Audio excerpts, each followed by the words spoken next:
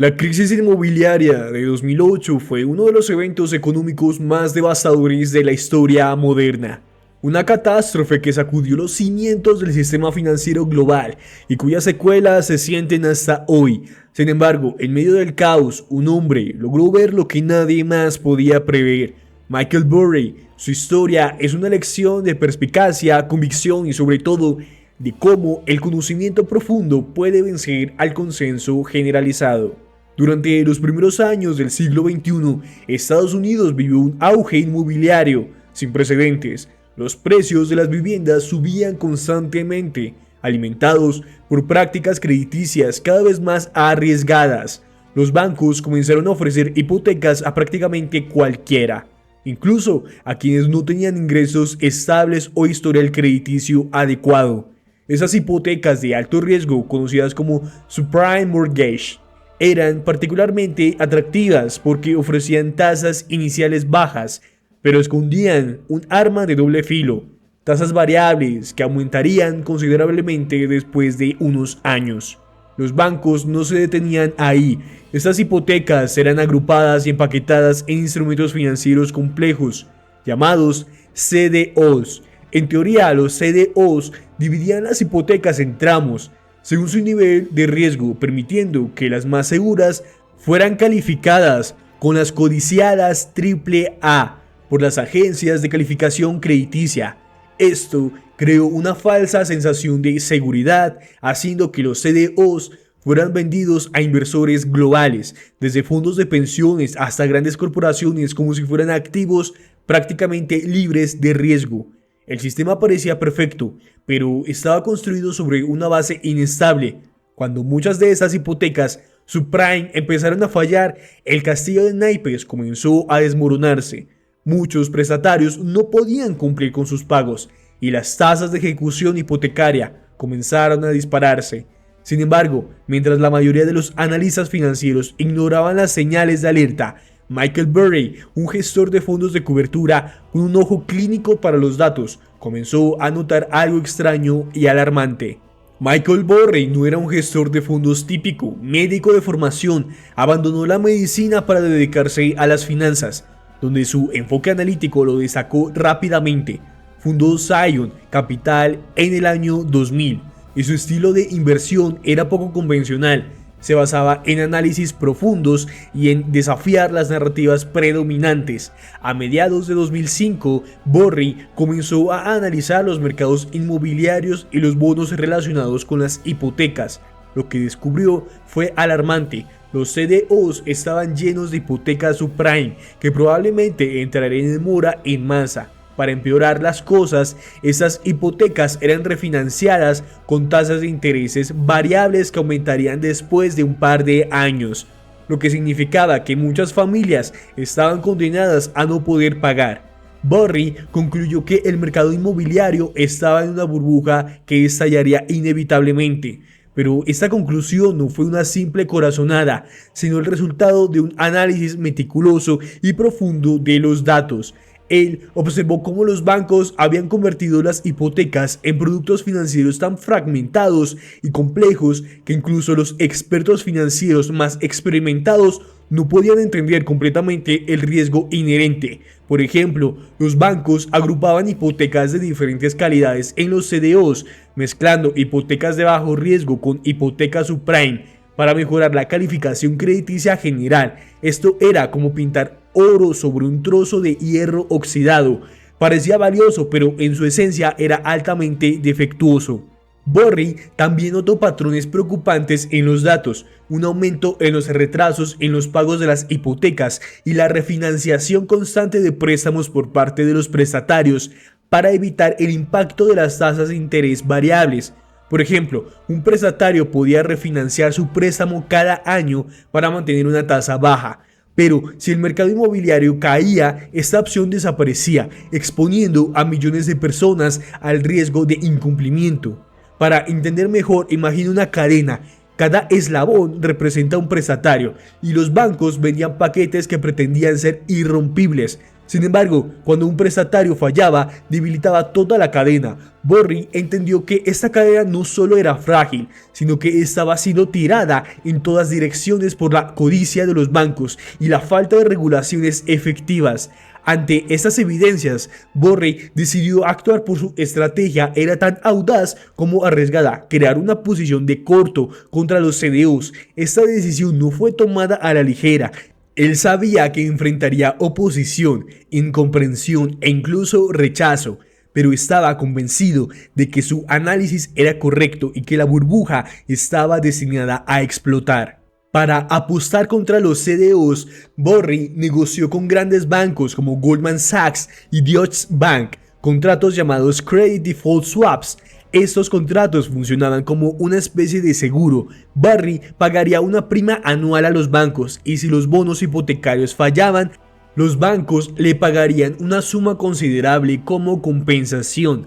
En otras palabras, él estaba asegurándose contra el colapso de los CDOs.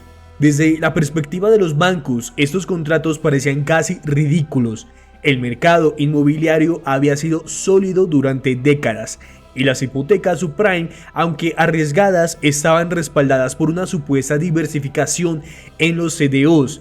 Los banqueros, confiados en que la historia no los había llevado nunca a un desastre en ese sector, se burlaban abiertamente de la estrategia de Burry. Algunos incluso llegaron a considerarlo excéntrico o loco, porque para ellos era impensable que un mercado tan vasto pudiera colapsar.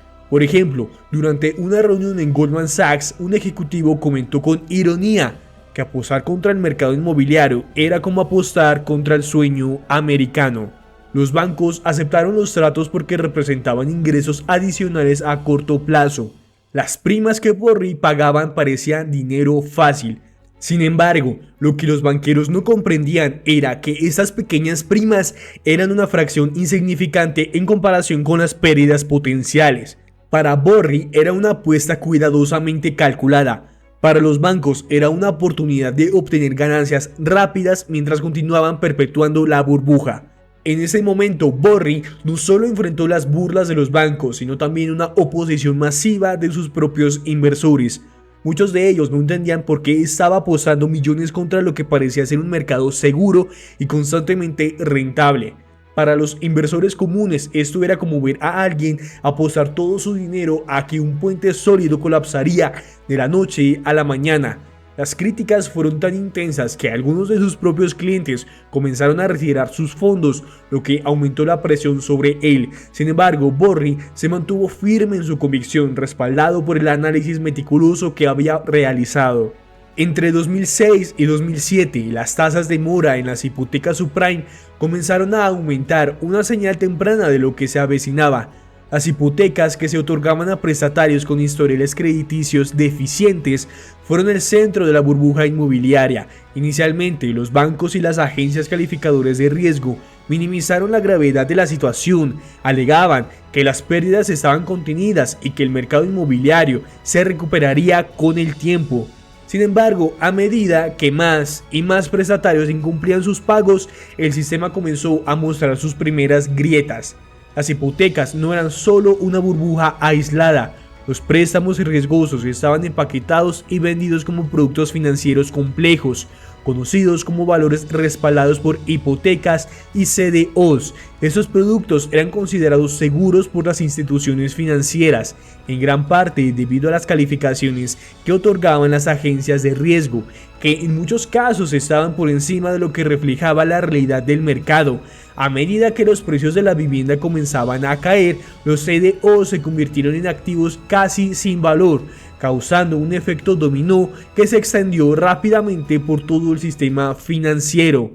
A principios de 2008, las señales de alarma fueron inconfundibles. Los grandes bancos de inversión y otras instituciones financieras comenzaron a informar grandes pérdidas. La falta de confianza y el temor de un colapso sistémico llevaron a una contracción del crédito, lo que exacerbó aún más las crisis. Las instituciones financieras que habían invertido fuertemente en estos activos hipotecarios se vieron obligadas a recortar sus pérdidas, lo que resultó en una ola de quiebras, fusiones forzadas y rescates gubernamentales.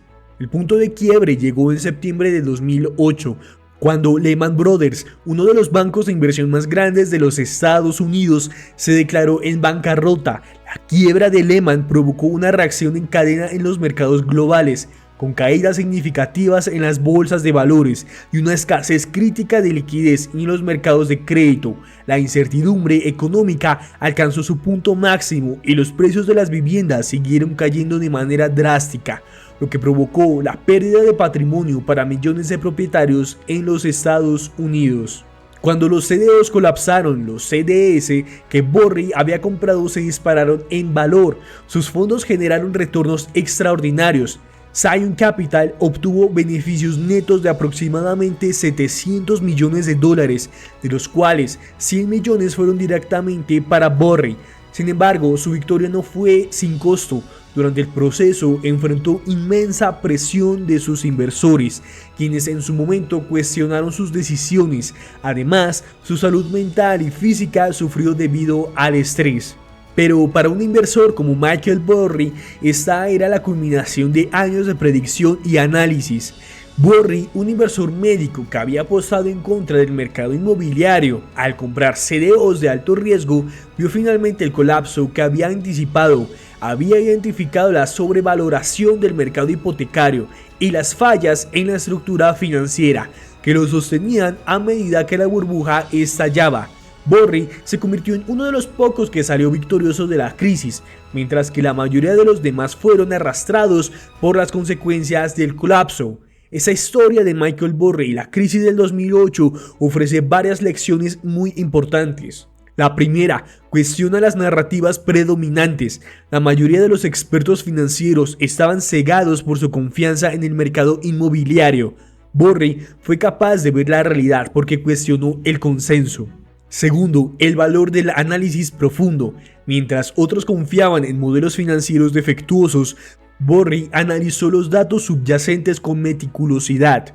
Tercero, la importancia de la convicción. A pesar de la oposición, Burry mantuvo siempre su posición, su pensamiento crítico y su análisis porque estaba seguro de su análisis. Te invito a que pienses en una torre de cartas. Cada piso representa un prestatario. Los bancos, en su afán por construir la torre, ignoraron que las cartas en los niveles inferiores eran endebles. Cuando las primeras cartas fallaron, toda la estructura colapsó. Michael Burry es una figura polarizadora, pero su historia resalta la importancia de pensar de manera independiente y actuar con determinación.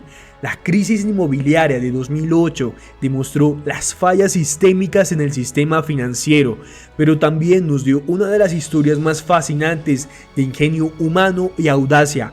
Hoy, la vida y el legado de Burry siguen siendo una inspiración para quienes se atreven a desafiar las normas establecidas.